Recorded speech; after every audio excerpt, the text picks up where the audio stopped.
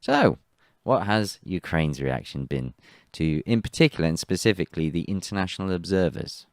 Foreign journalists with ties to the Russian Federation were among the international observers at the sham referendum list. This is on imi.org.ua. Of course, a link will be provided.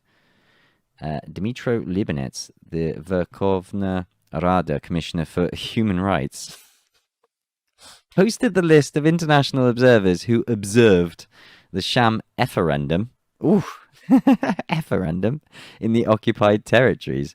He says it's important to know the names of those who are helping the aggressor state, legitimizing yet another lie. And let me just stop you there, Dmytro.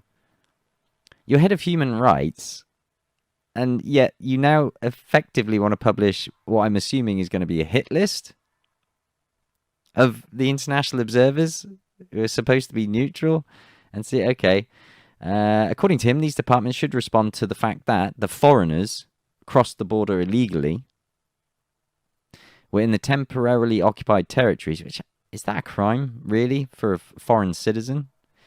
Took part in an illegal referendum that calls the territorial integrity of Ukraine into question. Just by the by, that is also one of the allegations that the United Kingdom levied, I believe, in their sanctions against Graham Phillips. Just something to note. And also something that's got people on the Mirotvorets hit list. So if we have a look down here, we've got a list of the sham referendum observers. We've got someone from Belarus, Bosnia and Herzegovina, Brazil. Oh, look, United Kingdom. Hey, there's Vanessa Beeley. Well, she's indeed a journalist, editor of the 21st Century Wire website. The website has content denying the existence of the coronavirus. Why is this here? Why does Ukraine care about that? Mentions of the war that the United States is waging in Ukraine.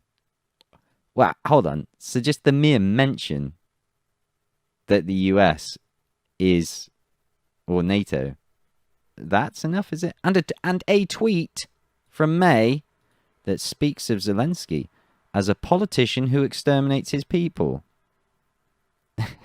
Okay. Right.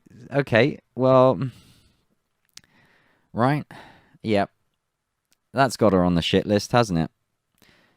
This is her crimes that are worthy of death, in the opinion of Mirotvorets and Ukraine. Her crime: participation in the holding of a pseudo-referendum in their eyes, captured by the Russian occupation forces, so-called international observer. That's enough to get you hit and doxxed, according to the Ukrainians. Let's scroll down. Let's see. Vanessa probably, I think, was on Mirotvorets. So let's actually just go take a look at some down of these. Zimbabwe, Egypt, Italy. Quite a few Italians. Correct me if I'm wrong. Some of these guys have also been threatened with sanctions. A German fella lost his job, I think, as a result of this. Cameroon, Latvia, Mozambique. So Africa there. Netherlands, here we are. I think it's Sonia, who was threatened with sanctions by the Dutch government. Germany, Thomas Roper. I know he is a journalist I've covered him before, Anti-Spiegel. Let's see. Oh, yeah, he's marked for death as well. Same charge, same crime. South Africa, Slovakia, USA, Wyatt Reed. Not a name that I'd come across. I believe I follow him on Telegram. Oh, yeah, look at that. He's on the hit list as well. For the crime, same crime. Just by being a neutral international observer, these people are now marked for death. How democratic, how free, how Western of Ukraine. Remember, this is the website that's based in Langley, CIA headquarters. Yeah, and I don't advise you go on the homepage because it's pretty disturbing. And the other thing I'll just draw your attention to that popped up to me. First of all, it was this Iron Cross looking thing here. But then I thought, that's odd. And it's not an Orthodox, well, not a Russian Orthodox Christian cross, but it is a crucifix of some sort. And if we go back through, they're arranged in different manners, like different colours and different numbers of these crosses between them that you see here. That's code, surely, isn't it? What does that code mean beneath each of their names? So this is like Iron Cross, 2 crucifixes, Iron Cross, 2 crucifixes, Iron Cross. But this one's got Iron Cross, 2 crucifix, Iron Cross, 3 crucifix, Iron Cross. And then, as I've said, different colours. Quite fascinating. I wonder what you guys make of that. Is there a little message hidden here somewhere?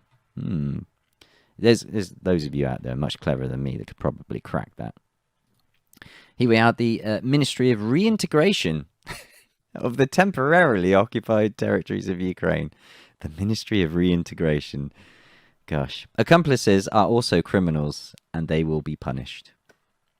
These days, the occupying Russian authorities are making considerable attempts to hold their pseudo-referendums in the temporarily occupied territories at any cost. And it goes on.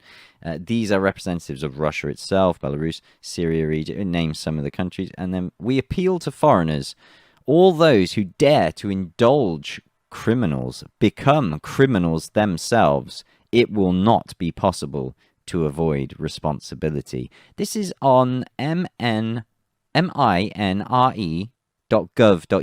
This is a Ukrainian government website with thinly veiled threats. Gotta love those European values, haven't you? Jeez Louise. But then they've been taught by the best, haven't they? US wants to achieve the adoption of a resolution on Ukraine bypassing the UN Security Council. Sneaky Yanks. Repeats that, and obviously it has our favourite US representative, Linda Thomas Greenfield. She's the architect of this little sneaky trick. So it repeats that, including the adoption of a resolution on Ukraine bypassing the UN Security Council, where the Russian Federation has the right to vote. Politico reports, citing US officials. Earlier, US Ambassador to the UN, Linda Thomas Greenfield, the one that coined the "you've been filtered" projection story that she told reporters that the United States would submit a vote to the UN Security Council, a draft resolution condemning referenda in the DPR, LPR, Kherson and Zaporozhye regions at the end of this week or early next. The Russian Foreign Ministry noted that the referenda were held in full compliance with the norms and principles of international law. The agency, referring to the UN Charter, the 1966 International Covenants on Human Rights, the 1975 Helsinki Final Act of the CSCE, as well as the conclusion of the UN International Court of Justice on Kosovo of July 22, 2010, reported that the residents of Donbass and southern Ukraine exercised their legal right to self-determination.